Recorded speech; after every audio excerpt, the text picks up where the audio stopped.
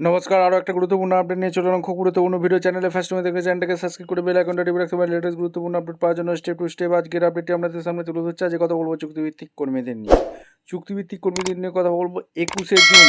21শে June সবাইকে আন্তর্জাতিক যোগ দিবস পালন করতে হবেই, একদম অফিসিয়াল অর্ডার জারি করে দিয়েছে চুক্তিভিত্তিক কর্মীদের সবাইকে।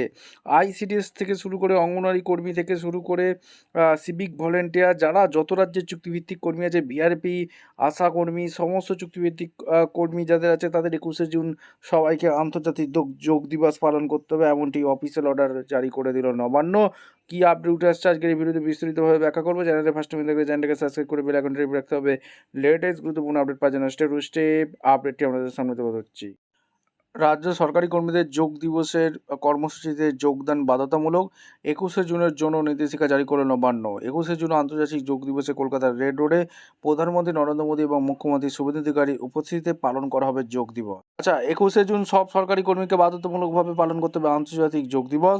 নির্দেশিকা জারি করলো শুভেন্দু অধিকারীর সরকার। জানিয়ে দিল ওই দিন সকাল 6:30 থেকে 7:45 পর্যন্ত সরকারি কর্মীদের উপস্থিত হতে হবে তাদের সংশ্লিষ্ট দপ্তরে, আবাসন অথবা রেড রোড বা মিলন মেলা প্রাঙ্গণে।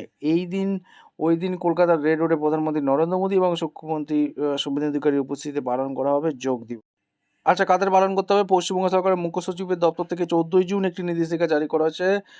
ওই নির্দেশিকা অনুসারে রাজ্য সরকারের সমস্ত স্তরে স্থায়ী যারা কর্মী আছে, অস্থায়ী যারা কর্মী আছে, চুক্তিভিত্তিক কর্মী আছে, দৈনিক মজুরি ভিত্তিক কর্মী আছে, আউটসোর্স চুক্তির মাধ্যমে অন্য সংস্থার যে কর্মীরা সরকারে কাজ করেন এবং কর্মী ও সাম্মানিকের বিনিময়ে যারা কাজ করেন তাদেরও এই কর্মসূচিতে যোগ দিতে বলা হয়েছে। আইসিডিএস থেকে শুরু করে civic volunteer, para teacher, SSK, MSK, contractual staff, সমস্ত যত রাজ্যের চুক্তিভিত্তিক কর্মী আছে তাদের যোগ দিবস পালন করতে হবে।